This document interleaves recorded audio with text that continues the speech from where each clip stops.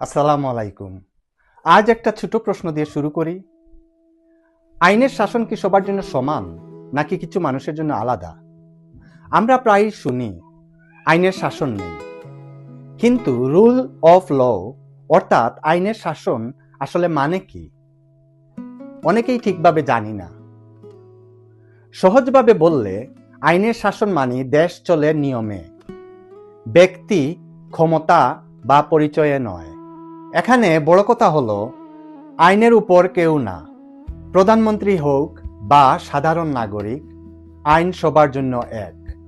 ধরুন দুইজন মানুষ একই অপরাধ করল, একজন প্রভাবশালী আরেকজন সাধারণ। আইনের শাসন থাকলে দুজনের বিচার এক হবে, কিন্তু যদি প্রভাবশালী ব্যক্তি শাস্তি না পায় তখন মানুষ বিশ্বাস হারায়। এখান থেকেই শুরু হয় অন্যায়। আইনের শাসন না থাকলে কি হয়? শক্তিশালী বাঁচে, দুর্বল চাপা পড়ে, আর ন্যায় বিচার দূরে সরে যায়।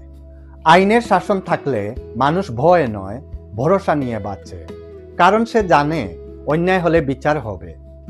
আদালত, পুলিশ, প্রশাসন সবাই আইন অনুযায়ী কাজ করবে, ব্যক্তিগত আদেশ বা চাপ অনুযায়ী নয়।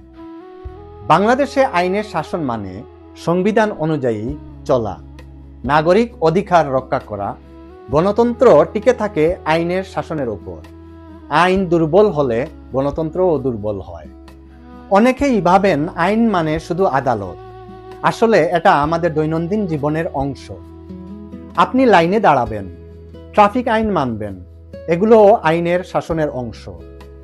সচেতন নাগরিক মানে আইন মানা, আইন জানা, আর অন্যায় দেখলে চুপ না থাকা। এই ভিডিওটা যদি আপনার কাজে লাগে, সচেতন নাগরিকের সংখ্যা বাড়াতে দয়া করে শেয়ার করুন। এটাই আমার দেশ, আমার অধিকার।